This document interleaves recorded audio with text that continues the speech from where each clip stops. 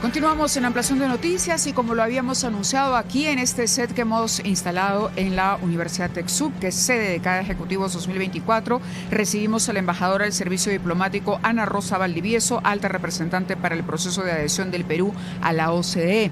Vamos a conversar con ella, pero antes debemos preguntarle a José cuáles son las novedades de hoy. Adelante, José. Muy buenos días, Mávila. Ya se acaba el año y esta vez tu mejor cábala es viajar. Si buscas nuevas aventuras, nuevos retos o nuevos comienzos, entonces inicia el año viajando y descubriendo los más bellos destinos del Perú.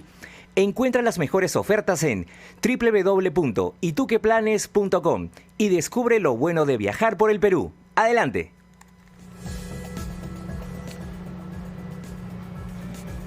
Muchas gracias, José. Y Mávila, tenemos ahora a una embajadora que tiene un rol protagónico en el proceso de adhesión del Perú a la OCDE, que como sabemos es el club de los países que tienen la mejor gobernanza en el mundo. Ojalá pudiéramos integrarlo en los plazos previstos. Así es, y precisamente sobre cómo marcha el proceso es la primera pregunta que le queremos formular. Bienvenida, muchas gracias por acompañarnos. Muchas gracias por la invitación, muy buenos días. Efectivamente, esta es una aspiración que tiene el Perú desde el 2012. Fuimos invitados a participar recién en el 2022 y hemos empezado el proceso en junio del 2023. Tenemos una hoja de ruta con 7 áreas sustantivas, dentro de las cuales está gobernanza, crecimiento, comercio libre, los temas medioambientales, digitales también, ¿no? Y nos examinan 24 comités, o sea que por todos lados estamos siendo evaluados, ¿no? Hemos sido examinados ya, evaluados hasta ahora por 5 comités que nos han dado recomendaciones. Algunos de los cuales son el Comité de Gobernanza Pública, el Grupo de Trabajo de Anticohecho Internacional, el Comité de Altos Funcionarios de Presupuesto, el Comité de Medio Ambiente y el Comité Regulatorio. Todos ellos nos han dado recomendaciones que son obligatorias para poder acceder a la OCDE. Y quiero decir también que si no pasamos los 24 comités, tampoco pasamos a evaluación por el Consejo Político, ¿no? Entonces, es un proceso demandante, es un proceso de gobernanza que demanda una articulación estatal e intersectorial y también con el sector empresarial. Por eso también estamos acá hoy y con otros poderes del Estado, ¿no? Embajadora Valdivieso, usted ha hablado de esos comités, sí, con los que hay que establecer un contacto y ser evaluados en buena cuenta. 2 de ellos que han estado recientemente tienen que ver con los reguladores en el Perú, que es un campo en el que han habido algunas dificultades, algunos cambios en los últimos tiempos, alguna destitución del presidente de OCIPTEL, ¿no? Y el otro campo que es igualmente complicado es el laboral, porque somos un récord como informalidad, por más que se haya querido decir durante la PEC que informalidad hay en todos los países, hasta en Singapur, dijeron, no sé. En nuestro caso, haber pasado el 75% de trabajadores informales a 73%, es un avance, pero no lo podemos presentar como un logro. ¿Qué se explicará a los miembros de este comité para poder adherir a la OCDE, pese a estos graves déficits? La informalidad efectivamente es un tema que se ve no solamente en el Comité de Temas Laborales y Sociales, sino también en el Comité de Desarrollo Económico. Ellos han propuesto una estrategia que es multidimensional, porque tiene que ver con cambios de leyes laborales para flexibilizar, con incentivos para la pequeña y mediana empresa para formalizar, con reformas tributarias también, y con ordenamientos de una serie de leyes, ¿no? O sea, el reto es enorme, pero hay ya demostraciones que este proceso en otros países ha logrado reducir la informalidad. Un caso es Turquía, que bajó de 70% a 40%. ¿En cuánto tiempo más o menos? Para darnos una idea, porque los procesos son muy largos. En varios años, ¿no? Sí, casi claro. 7, 8 años. Claro, pero se habla mucho de un punto de inflexión a partir de este CADE, se dice, hay un momento en el que finalmente hay que tomar la decisión para ponerle freno. porque de lo contrario nos van a ganar las economías ilegales y nos va a ganar la informalidad. ¿Cuáles son las recomendaciones o dónde diría usted está el obstáculo mayor? ¿Es un tema de decisión política? ¿Es un tema de legislación? ¿Por dónde va? Igual como el problema es multidimensional, los problemas también son multidimensionales. Hay una decisión política que tiene que ser fortalecida. Y tiene que ser fortalecida no solamente en el Ministerio de Trabajo, sino en todos los demás sectores que tienen que ver. El sector empresarial también tiene que tener una posición decisiva sobre esto. Se tiene que permitir dar incentivos a la formalización. Se tienen que flexibilizar normas laborales. O sea, hay un aspecto...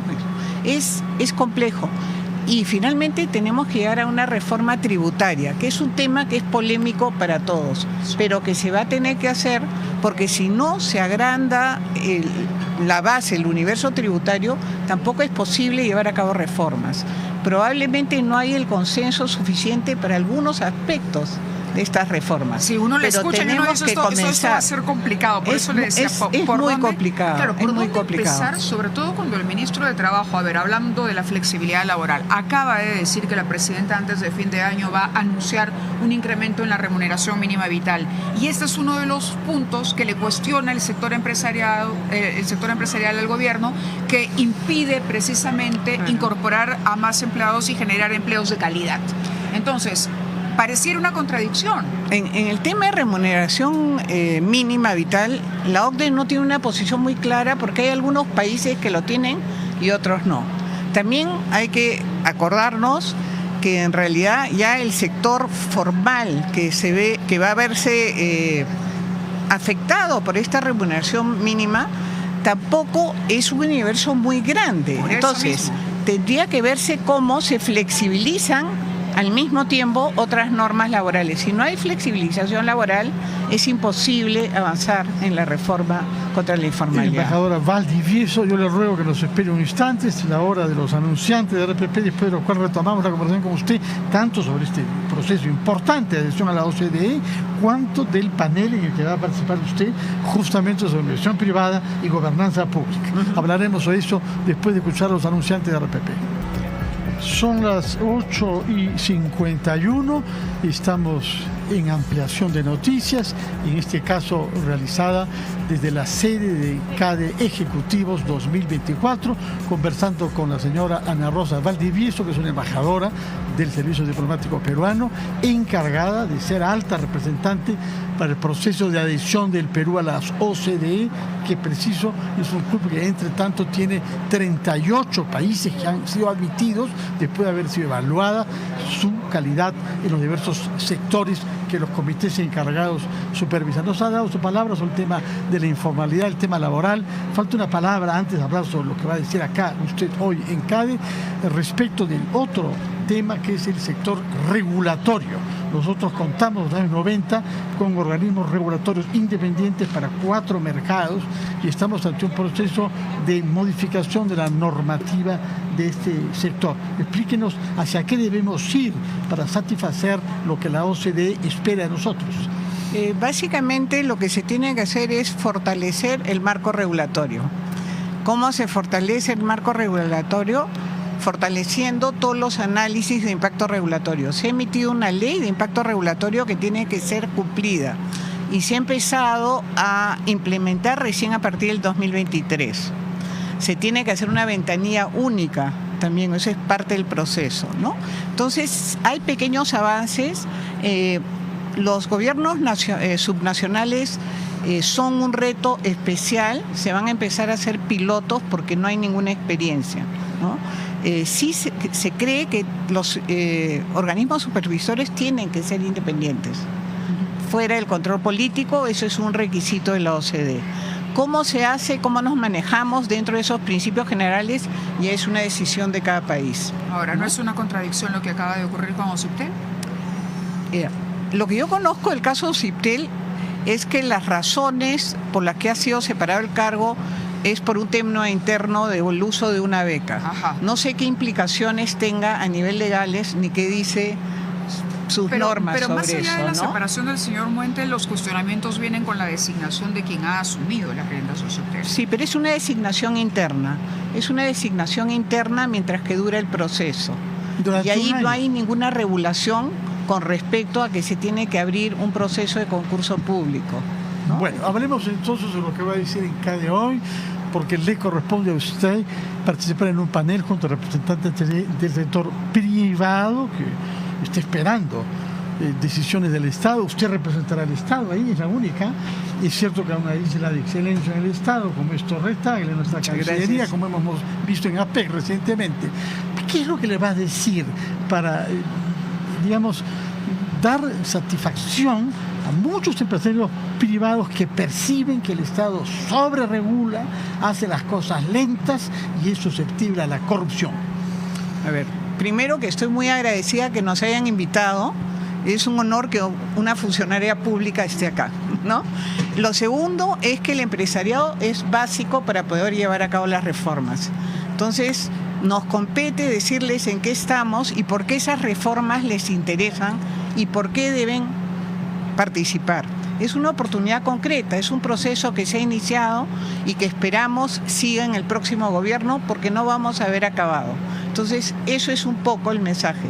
Les voy a contar en qué estamos, cuáles son los retos principales y cuál es el interés que deben tener ellos en el proceso y cómo deben participar más activamente. Correcto. El título del panel es Inversión privada, gestión del Estado y bienestar. Yo creo que el interés está garantizado. No hay una enorme expectativa por conocer cuál es la posición desde el Estado. El punto es cuánto se va a permitir la participación del sector privado en la toma de ciertas decisiones, finalmente en el desarrollo de los lineamientos que se tracen. El sector privado ya está participando en todas las misiones de investigación de la OCDE. Ellos son convocados y dan su versión de los hechos y todo esto es tomado en cuenta para las recomendaciones que nos dan. Nosotros tenemos este comité que sigue el proceso de adhesión y una propuesta que hemos hecho es que al costado hay un comité consultivo donde esté el empresariado, donde esté la academia y donde estén los jóvenes. ¿Por qué? Porque eso también garantiza una cierta autonomía del proceso frente a cualquier gobierno. En realidad, esto es algo de interés nacional, es una política de Estado. Entonces debería perdurar en el tiempo y no debería ser exclusivo a un gobierno. Claro, por eso es interesante lo que menciona, el hecho de que los jóvenes participen en eso, porque finalmente el tiempo pasa y este tiene que ser un proceso con continuidad garantizada, al margen de quien asuma las riendas del país el 2026. Así es. Y por eso nos estamos reuniendo también con los partidos políticos para explicarles el tema, en qué situación estamos y por qué deberían incorporarlo en sus programas de gobierno. Y con los jóvenes hemos tenido algunos encuentros muy importantes, por ejemplo con un grupo que se llama KN, que es un grupo súper activo que participa en todas las universidades. ¿Sí? Y que tienen clarísimo cuál es el papel de los jóvenes en esto y nos van a apoyar con la difusión del proceso y con el mayor involucramiento de los jóvenes. Ahora, hay un tema crucial en la percepción que se pueda tener en nuestro país desde fuera, sobre todo si se trata de los especialistas de la OCDE, que es el tema de la minería. Hemos presenciado con horror nosotros al uso de armas de guerra para matar gente dentro de concesiones mineras en las que penetran mineros ilegales. Lo hemos visto primero en Carabelí y luego en Patás, incluso en varias oportunidades. ¿Qué se puede explicar ante eso? Pese a la realidad grave que estamos viviendo, hemos asistido a esta destitución el día de ayer del ministro de Minas, que bien que mal había presentado un proyecto de ley.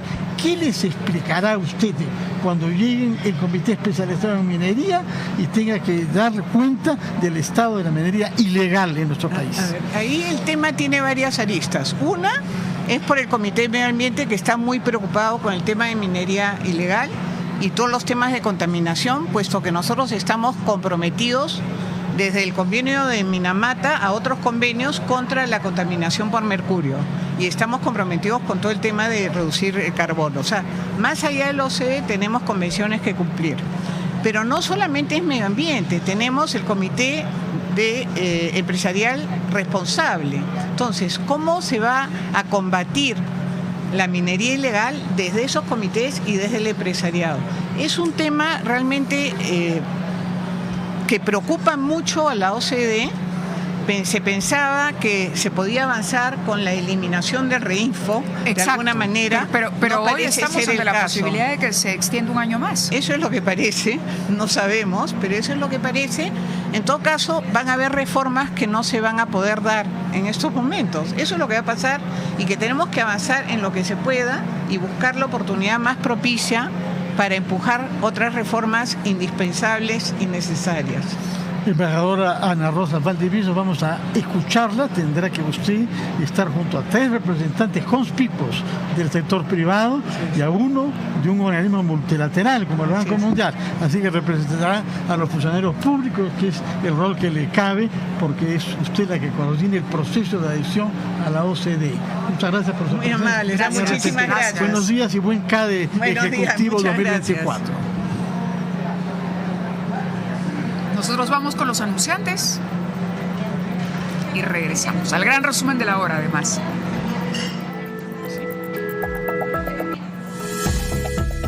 RPP, presente en CADE Ejecutivos 2024.